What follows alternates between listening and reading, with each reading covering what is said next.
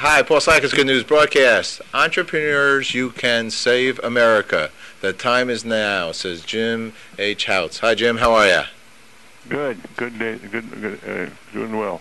Yes, good. You're an entrepreneur and a healthcare expert. Tell us a little bit about your background. Well, I've spent 40 years in healthcare and as an entrepreneur, and we served primarily group practices throughout the United States. Okay. And that's basically my background up till about 1996. All right. And you're the CEO of PsyCare. Is that the name? Yeah. It's a large operation, nation's #1 group practice management software company also, right? Yeah, we sold that company in 1996. The manager of Ja Grand Ventures, angel investing to 10 small companies, 3 with IBM. Jim, you got a lot going, right? You've been busy. I've been busy, yeah. You've been busy. But now you're and an author now, right?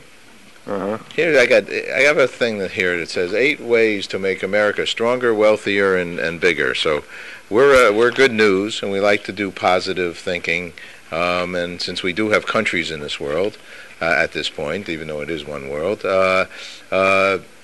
what are some ways that America can be stronger? The name of your book, though, also is Saving America, from the author of Seize the American Dream and Grow the Entrepreneurial Dream, Saving America, Common Sense Solutions to Washington Nonsense. Okay, is it Washington's nonsense, or is it the structure? Let's start with that. Is government nonsense?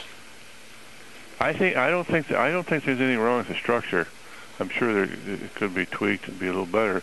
But I think the problem is the polarization of the political parties has become such that it's hard to get any good legislation passed that both parties work on, and I think it's a problem. Yeah, that is a problem, and in essence, everybody has their opinion, and they can't get anything passed. One group thinks that their side is right, and the other one thinks their side is right, and I guess it's the question of sides. Now, is it party sides? Is that where the confusion becomes? Because parties don't want to, abandon the party? I think right now it is that, and a lot of it has to do with all the money that's involved personally for some of these Congress people. You don't like to say they some of the things they do in Congress and how they pass legislation out here in the rest of the country, they call those crimes, and sometimes you go to jail for them. Well, that's not good news. That would go on bad news broadcast. We don't like that. So give us some ways overall, I guess, here. So we know there's some difficulties in general here. What are some ways that we can do better as a country? I think we can do better in terms of energy. I've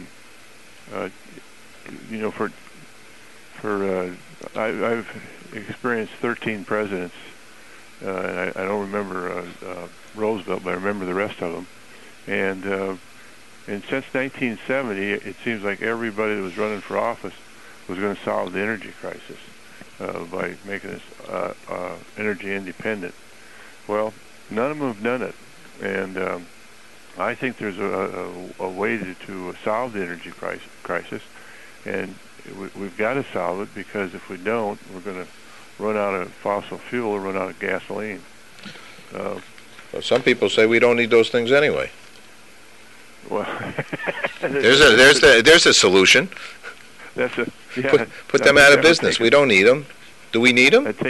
Yeah, we do. Why? We need transportation. Most of the food you eat comes from an average of 1,500 miles away. But we don't need gasoline anymore. What do we need gasoline for? Drive transportation. So we use solar cars, battery cars.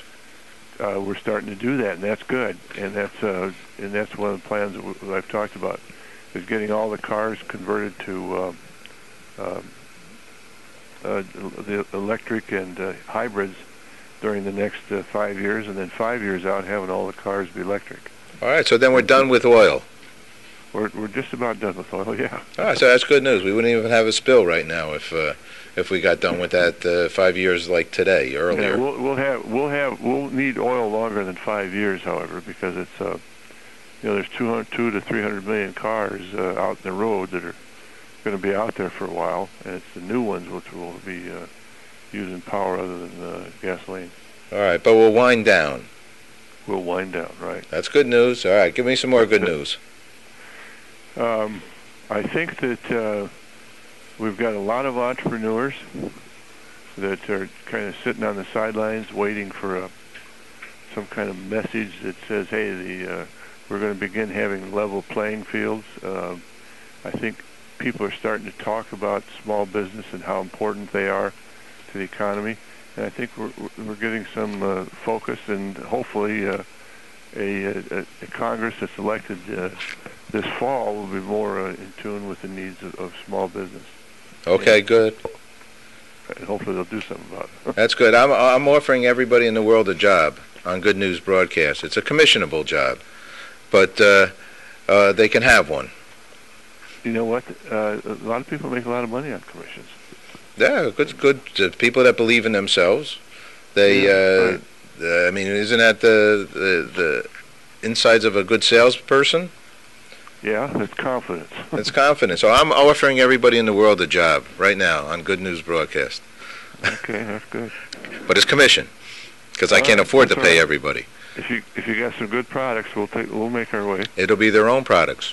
They can sell them on Good News. Okay, that's good. I'm trying to get solutions with you here, because you have some good stuff here, and thank you for sharing it. Give us some more thoughts. Okay, Congress. I think the good news on Congress is that, we have an opportunity to elect an entire new House of Representatives every 2 years. And we elect a third of the Senate every 2 years. So if we happen to get a Congress down a path and handling the nation's business in a certain way, if we don't like them, okay, we can vote them out. And I believe that there's a lot of good people, probably more people running for Congress this year than any time that I can remember. We should be able to get some new blood in Congress with that are fiscally responsible, and we can begin to work on our debt and making our economy go again. So I think that's a structure issue that's good and will help us make the country stronger. Okay. Some other areas that we can become stronger. Immigration, and I think differentiate between illegal immigration and immigration. I personally, like just about everybody else in America, come from an immigrant that came over here about 7 generations ago from Germany, and I'm glad he did. But we do have a problem in this country of illegal immigration, and I happen to live in Arizona, and we have a governor that finally had enough and stood up and said, "Hey, in Arizona we are gonna enforce the national laws." And it created a real ruckus, but I think she's going to get it done, and hopefully we'll be able to control the border. We need an immigration makeover, but before we do it, we need to solve the border first. And if we can solve the border issue and control our borders, then we can put in any kind of immigration issue legislation that we want. The good thing about the immigration issue is there's 5 or 6 key elements of it, and most people agree on 4 or 5 of them. There's just 1 or 2 that are really divisive. Excuse me. Interesting. What else do we have? Military. I'm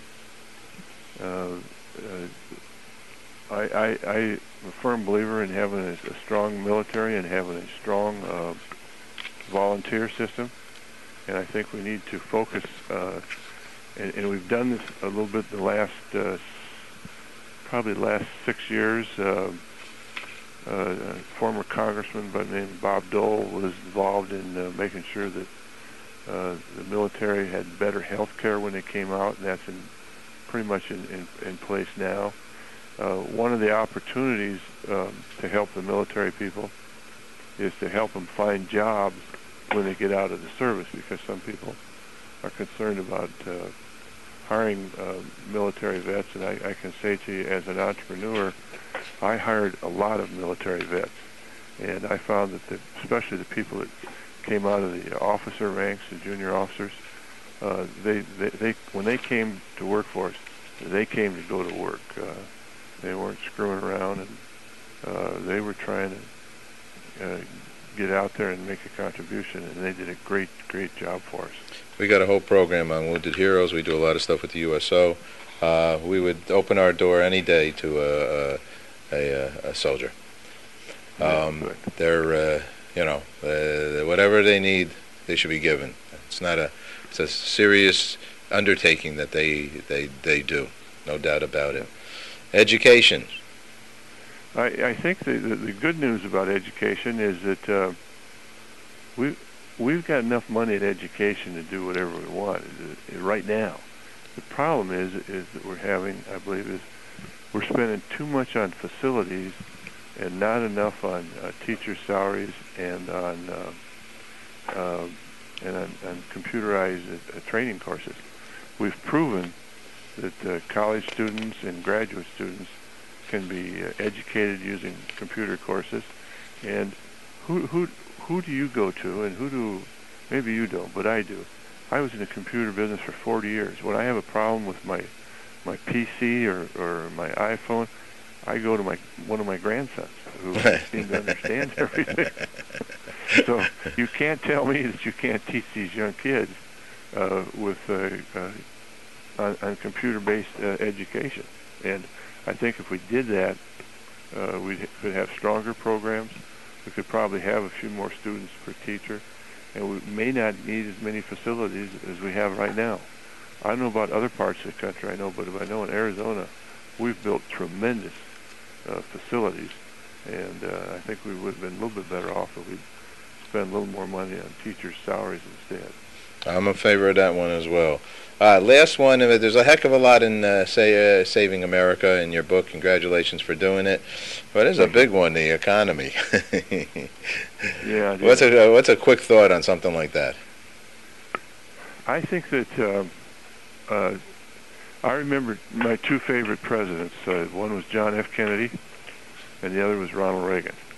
And they had a lot of similarities, and they both came into office at the beginning. They inherited a recession, and they both really were so positive for small business and entrepreneurs.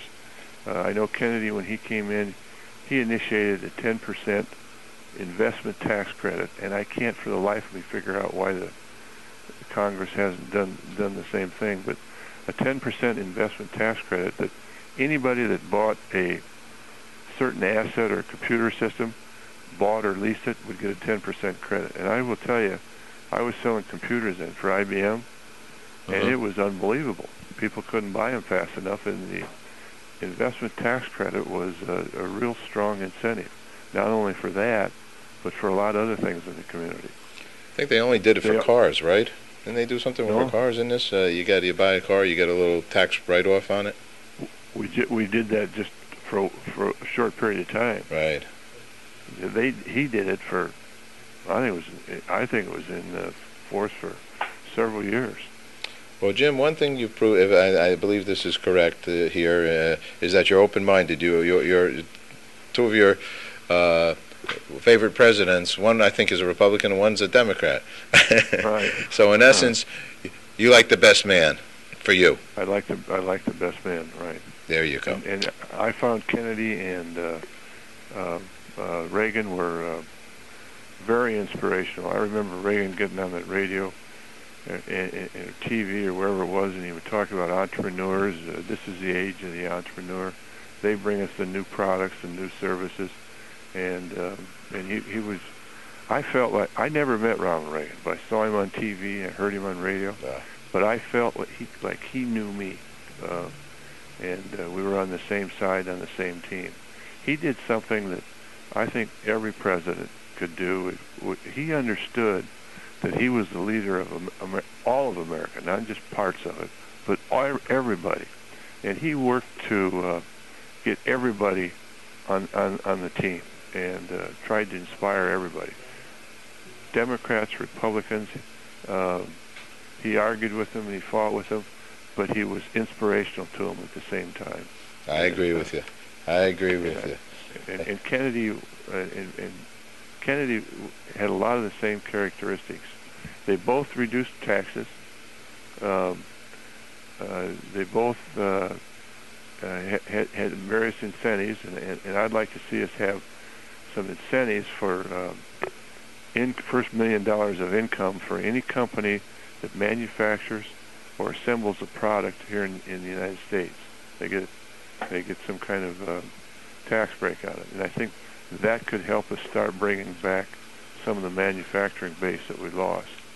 Now, a lot of people talk about, well, you'll never get those manufacturing jobs back because they're over there in India and they got low-cost labor. Hey, somebody will figure out how to build those products with robots and automated tools, and we'll get them back. And it's important we do that. Okay, Jim, I think you should run for an office. I've